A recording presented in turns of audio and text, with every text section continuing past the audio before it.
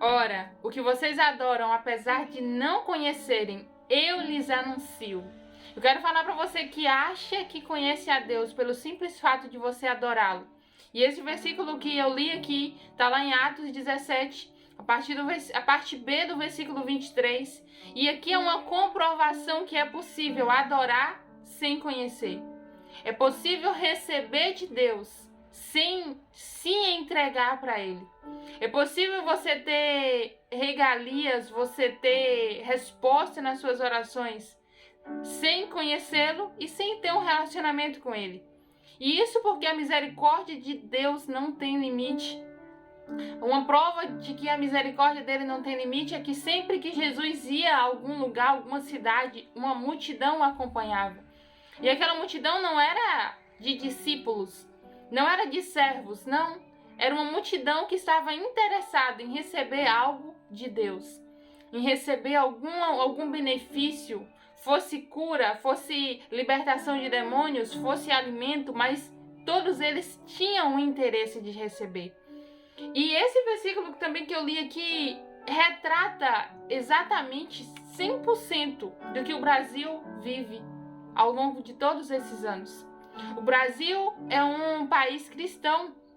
Pelo menos 97, 98% da população brasileira crê na existência de Deus, professa algum tipo de fé, tem alguma religião que envolve Deus, que tem Deus como centro. Mas qual é o problema disso? O problema é que o Brasil é como se fosse Atenas moderna.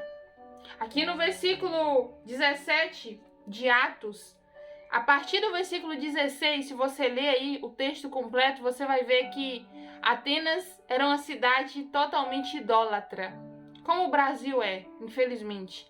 Só que dentro de toda aquela idolatria, tantos deuses, todos esses deuses aí, ou pelo menos a maioria da mitologia grega que nós estudamos, Zeus, não sei quem, todos esses que a gente vê nos filmes, estavam lá sendo adorados em Atenas por aquele povo. Mas no meio de tudo aquilo tinha um altar. Um altar para quem? Um altar para o nosso Deus. Um altar dedicado ao nosso Deus. E aquele altar, como tinha muitos anos já, aquele altar foi reformado porque ele não estava esquecido. Aquele altar ele ainda era lembrado por alguém da população. As pessoas prestavam culto ainda ao nosso Deus. Mas qual é o problema? Porque Paulo, quando chega naquela cidade, ele se enfurece, ele se estressa, ele fica retado com tudo aquilo. Por quê? Porque era uma cidade totalmente idólatra, que adorava outros deuses. Mas o altar de Deus estava lá. Então por que ele estava reclamando se aquele povo também adorava a Deus? Porque Paulo sabia que adorar a Deus num percentual não era suficiente. Tem que cumprir o primeiro mandamento, amar o Senhor de todo o coração, de todo o entendimento, com tudo que você tem. E aquele povo não fazia isso, assim como o Brasil não faz. Talvez você olhe assim, mas não tem nenhum outro Deus que o brasileiro adore.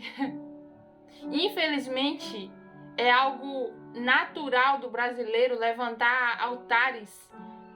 Isso sabe por quê? Porque não conhece ao Senhor. E a parte A desse versículo que nós lemos no início, versículo 23, Paulo diz: pois andando pela cidade observei cuidadosamente seus objetos de culto e encontrei até um altar com esta inscrição: ao Deus desconhecido. A diferença dos atenienses para nós brasileiros é que os atenienses, eles, até no nome do altar, eles colocaram lá: a gente não conhece esse Deus. Nós, nesse tempo, a gente quer provar, e é incrível porque se um cristão que conhece Bíblia, que conhece Deus, que tem relacionamento com Deus, for falar alguma coisa que confronte aquele que não conhece de fato, porque não lê a Bíblia, a pessoa dá de valente, fica com raiva, porque você se acha só porque você está lá na igreja, mas não é porque está na igreja, é porque tem relacionamento com Deus, é porque lê Bíblia. E a pessoa que não lê, ela sente a necessidade de provar. Não, eu ouço louvores, eu oro, eu tenho oração respondida. Para você ter uma ideia, de acordo com a história, nessa cidade de Atenas, esse altar foi levantado porque, numa época, alguns anos antes de Cristo vir, eles foram acometidos, aquela cidade, como se fosse uma pandemia. Aconteceu uma pandemia em Atenas antes de Jesus vir. E aí muita gente morreu, foi uma situação deplorável, horrível, cadáveres para tudo quanto é lado, povo tudo doente, todo mundo sem esperança. E eles já eram uma cidade idólatra. Eles procuraram refúgio nos deuses que eles adoravam. E aí vamos para Zeus, vamos para não sei quem, Deus é fulano, Deus é cicrano, Deus isso. Ninguém respondeu. Por quê? Porque o único refúgio é o Senhor. Não adianta procurar por deuses mudos. Não adianta. E aí eles procurou, não conseguiu. Veio alguém cheio de Deus. Eu me esqueci o nome dele agora. Mas veio essa pessoa cheia de Deus e profetizou a cura sobre Atenas. E ele profetizou em nome de Deus. E quando eles perguntaram quem era esse novo Deus que essa pessoa estava vindo, ele falou, bom, eu sirvo um só Deus, mas eu não sei o nome dele. Olha que louco. Eu não sei. E aí o pessoal foi e falou, então vamos crer. Alguns dias depois, a cidade foi restabelecida, pessoas foram curadas, tudo voltou ao normal. E eles, em gratidão, levantaram esse altar ao Deus desconhecido, porque eles não sabiam o nome do Deus. E eles fizeram também uma estátua com a imagem do homem que foi cheio de Deus. E isso é espetacular, por quê? Porque mesmo eles não conhecendo, mesmo eles não buscando, mesmo eles buscando socorro em outros lugares, Deus, com tua imensa misericórdia, enviou alguém para ajudá-los. Não precisou um relacionamento antes para Deus atender. Isso comprova que Deus, ele responde a oração até de uma pessoa que está totalmente contra ali a vontade do Pai. Se um ateu orar pedindo alguma coisa, se chegar a esse ponto, Deus vai atender esse ateu, porque a misericórdia é graça.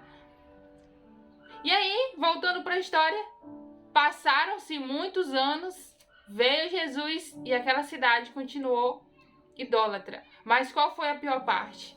No decorrer dos anos, eles se esqueceram do que aquele Deus desconhecido, que é o nosso Deus, havia feito. E por que se esqueceram? Porque não adianta a gente se basear em milagre para ter relacionamento com Deus. Não adianta a gente se basear em bênção. Infelizmente hoje tem um percentual de igrejas muito grande que tem focado nisso. É aquela teologia da prosperidade, do bem-estar, das bênçãos. Isso não sustenta cristão. Você pode até se embasar de não, eu tenho que receber milagre, Deus me ouve, Deus não sei o que. Não adianta, porque você vai receber um milagre hoje, vai passar uma semana, você vai precisar de outro milagre, e aí você vai acabar se esquecendo do primeiro e não vai prestar gratidão a Deus e vai bagunçar todo o seu relacionamento com Deus. Então não pode depender de milagre, de receber. Aquele povo de Atenas recebeu um milagre extraordinário, uma libertação daquela enfermidade, daquela pandemia que estava ali. Mas eles se esqueceram. A mesma coisa agora, pandemia 2021 e 2020, 2021, que está passando o mundo todo por essa pandemia terrível. No dia que Deus exterminar esse vírus de sobre a terra e passar 1 mês, 2 meses, todo mundo esquece do que passou. É natural do ser humano se esquecer de onde que Deus tirou.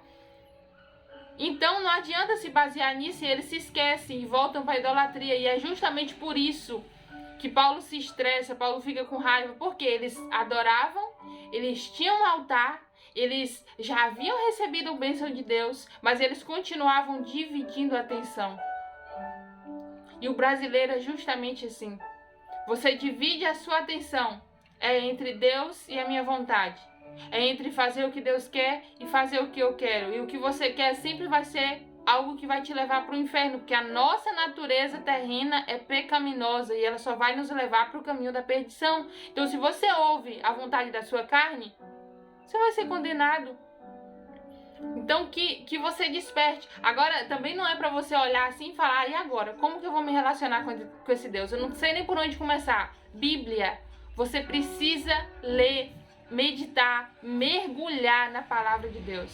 Porque também não adianta ler não só porque os ateus, a maioria lê de capa a capa, que é justamente para ter argumento, para tentar de alguma maneira falar que Deus não existe. Então eles não são libertos lendo. Ninguém é liberto lendo a Bíblia, é liberto vivendo a palavra, é liberto trazendo aquilo que você aprende para a sua realidade. Então, meus amores, em nome de Jesus, comece a buscar conhecer Deus. Eu estou anunciando aqui, como Paulo falou, que vocês adoram sem conhecer. Eu vim anunciar. Quando Paulo chega naquela cidade, olha que louco, gente, meu Deus, eu fico doida com a palavra de Deus. Paulo chega para anunciar porque eles não conheciam e adoravam. Mas 2 pessoas só ouvem a pregação de Paulo. Sabe por quê? Porque para aquele povo, todo aquele povo, a idolatria era algo normal. Era algo que fazia parte da vida deles. Automaticamente eles não precisavam abrir mão de nada. Porque eles já adoravam a Deus. Talvez você está aí olhando e falar, mas eu não bebo, eu não fumo, eu não me prostituo, canto louvores. Eu oro todo dia. Quantas vezes eu já vi gente falando isso? Ah, eu não preciso de igreja, eu não preciso de comunhão, eu não preciso de ceia, eu não preciso disso porque eu oro e eu canto louvores. Ah, é porque Deus me ouve, Deus me atende. Ontem eu aprendi algo tremendo, que não é o fato de você ter de Deus. Porque como eu já falei aqui algumas vezes, até os ateus têm de Deus. Tu acha que o fôlego que enche o pulmão do ateu não é de Deus? Óbvio que é. Os ateus, os agnósticos, as pessoas que estão mergulhadas no pecado sem querer saber do Senhor, elas têm algo de Deus. Tem. Mas o problema não é esse. A grande questão é o quanto Deus tem de você. O quanto você tem sacrificado por amor ao Senhor. O quanto você tem dedicado de si para Ele. Essa é a questão. Não adianta você ter um altar para Deus sem conhecê-lo, porque se você conhecesse, você já teria abrido mão de si mesmo. Ao invés de ficar aí. Não, eu adoro, mas eu faço isso. Para de dividir. É necessário você renunciar a tudo. O povo de Atenas tinha que renunciar a todos os outros deuses que eles adoravam. E você, quais são os deuses que têm te roubado do Senhor?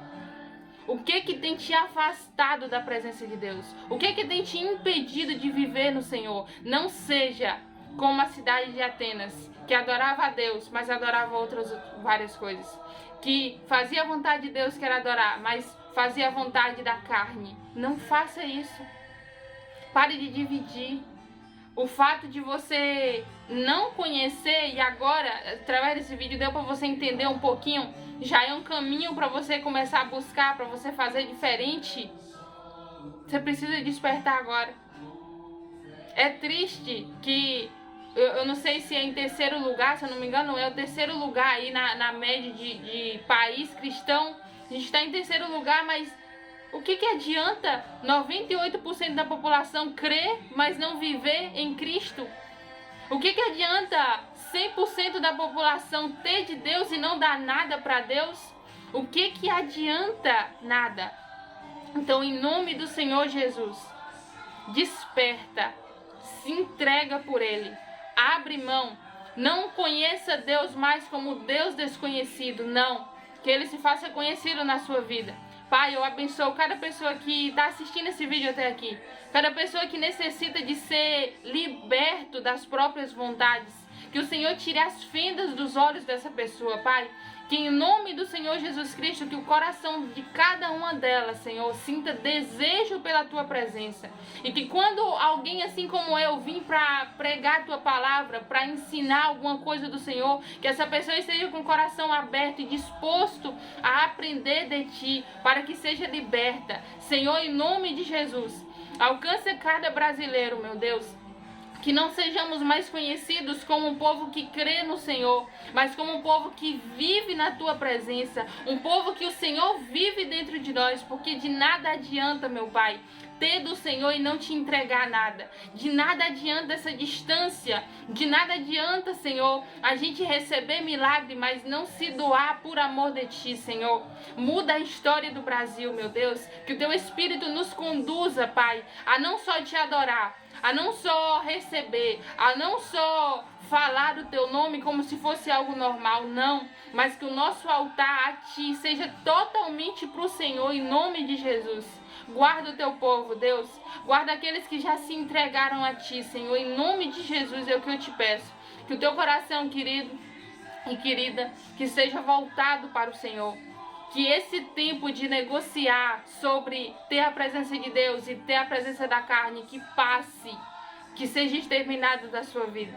E eu tenho clamado a Deus, algo que eu sei que Ele vai me ouvir, porque eu tenho fé para isso. Que o Senhor manifeste graça, manifeste a presença dEle de uma maneira extraordinária na vida daqueles que não têm o buscado. Porque eu entendo que a única forma de permanecer fiel ao Senhor, de permanecer firmado nele, é sendo cheio do Espírito Santo. Se a gente não for cheio do Espírito Santo, não existe ser fiel a Deus. Não existe continuar na presença. Não existe buscar, não, porque a nossa carne vai se inclinar para as coisas da carne. E o Espírito de Deus é quem pode nos firmar nele. Então que ele manifeste no seu coração, ainda que você não tenha buscado. Porque a partir do momento que a gente experimenta da presença de Deus, a gente não consegue viver sem.